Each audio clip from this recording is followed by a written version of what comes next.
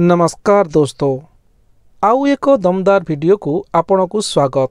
आज आम यही वीडियो माध्यम आपन को कहबू स्टेट बैंक ऑफ इंडिया रो एक प्लान।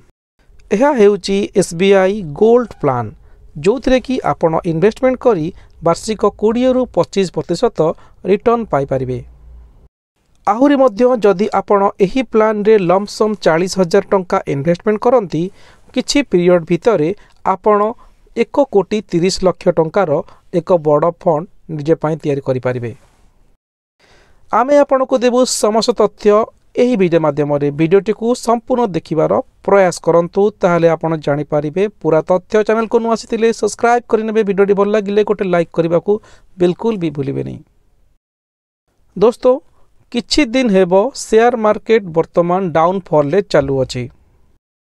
एही परिस्थिति रे इन्वेस्टमेंट करिबा तो केउठारे करिबा जो थिरे कि आमको एक भल रिटर्न मिली पारिबो।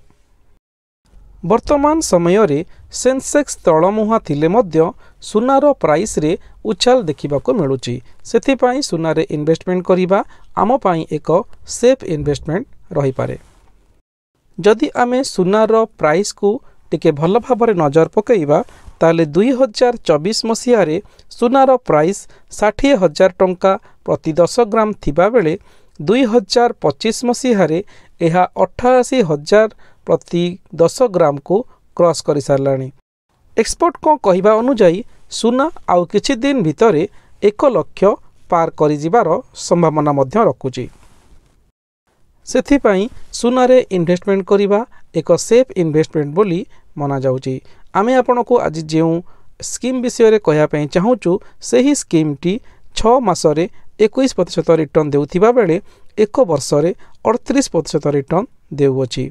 सेही फंड टीर नाम हेउछि SBI gold fund direct growth plan. एही स्कीम रो जदि आमे फास्ट परफॉर्मेंस को देखिबा ताहले एही स्कीम टी 1 वर्षरे 35%, 3 वर्षरे 20%, 5 वर्षरे 16% रिटर्न देउछि। एही स्कीम रो समस्त पैसा गोल्ड ईटीएफ रे इन्वेस्टमेंट होई थाए। गोल्ड रो प्राइस जेपरी दिन को दिन बढ़ी थाए, सेही परी यार एनएवी रे मध्य वृद्धि घटी थाए। गोटे गुरुत्वपूर्ण कथा आमे कहि रखुछु, म्यूचुअल फंड रो रिटर्न केबे भी ग्यारंटेड न थाए। गत किछि वर्ष हेबो देखिबा को मिलुची सुनार प्राइस रे बहुत उछाल। सेति पई सुना रे इन्वेस्टमेंट करि रखिबा एक सेफ इन्वेस्टमेंट बोली मना जाउची। वीडियोटी आमे आपन को केवल एजुकेशनल पर्पज हिसाब रे देखाउछु। एथिरे आमे कोनोसी ब्रांड रो प्रमोशन करूनाहु। आपन जदि चाहंती निजर फाइनेंशियल एक्सपर्ट रो एडवाइस नेई अन्य म्यूचुअल फंड रे मध्य इन्वेस्टमेंट करि परिबे।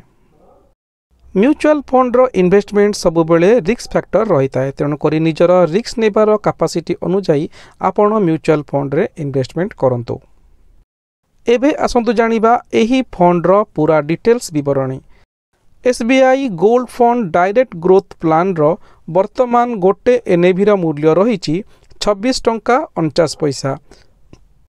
एनएवी हेउछि प्रतिटी म्यूचुअल फंड रो यूनिट को एनएवी बोली कहा जाय। जदि आपण एही फंड रे इन्वेस्टमेंट करिया को चाहंती ताहले आपण एसआईपी माध्यम रे मासको 500 टंका, वन टाइम जदि आपण करिया पई चाहंती मिनिमम 5,000 टंका आपण इन्वेस्टमेंट करि परिबे। एथिरे कोनोसी मैक्सिमम लिमिट नाही। एसआईपी रे आपण 500, 1000, 1500, 2000, 3000 टंका पर्यंत करि परिबे। सेही भली आपण वन टाइम रे 1,50,000, 2 लाख, 10 लाख पर्यंत मध्य एही स्कीम रे आपण इन्वेस्टमेंट करि परिबे। SBI gold fund direct growth plan रे कोटी कोटी लोक इन्वेस्टमेंट करिसंती। वर्तमान एहार टोटल फंड साइज रहिछि 2,919 कोटी टंका। आउ एहार एक्सपेंस रेशियो रहिछि 0.1%। एक्सपेंस रेशियो हेउछि गोटे म्यूचुअल फंड को चलेबा पई तार खर्च को एक्सपेंस रेशियो बोली कहा जाए। जदि आमे एही फंड रे इन्वेस्टमेंट करिसंती आ इमरजेंसी समय रे हमको कोन करबा को पड़िबो। दोस्तों, एही फंड रे कोनोसी लॉक इन पीरियड नाही। आपण जेबेठू इन्वेस्टमेंट कले तार 15 दिन परठू आपण जेबे भी चाहिए एही फंड रे रिडीम बा विड्रॉल करि पारिबे। किंतु जदि आपण इन्वेस्टमेंट करिवार 15 दिन भितर रिडीम बा विड्रॉल करूचंती ताहले आपण को 1% एग्जिट लोड चार्ज देबा को पड़िबो। आपण जेति टंका इन्वेस्टमेंट करिथिबे टैक्स कोन लागिबो आपनकर रिटर्न आपणकर टैक्स स्लैब इनकम टैक्स रो स्लैब अनुसार आपनको रिटर्न देबाकू पड़िबो। एबे आसतु जानिबा वीडियोर मेन मुद्दा को जे आमे आपनको कहितिलु कि परि 40,000 टंका आपण लमसम इन्वेस्टमेंट करी एही फंड रे आपण 1,30,00,000 पाई परिबे। दोस्तों एही फंड टी आपनको 30% रु अधिका रिटर्न देउअछि। जदि आमको एही स्कीम रे 18% एनुअल रिटर्न भी मिली थाए ताहले 40,000 टंका आमर 10 वर्ष रे आमको टोटाल 18% हिसाब रे रिटर्न देबो 1,69,353 टंका। आउ आमर इन्वेस्टमेंट रिटर्न मिसी आमको टोटाल मिलिबो 2,09,353 टंका। जदि आमे एही फंड को 20 वर्ष पर्यंत इन्वेस्टमेंट करी रखंती सही 40,000 टंका को ताले एथिरे आमको 18% हिसाब रे रिटर्न मिलिबो 10,55,721 टंका। आमर इन्वेस्टमेंट आउ रिटर्न मिसी टोटाल फंड आम पाखरे रहिबो 10,95,721 टंका।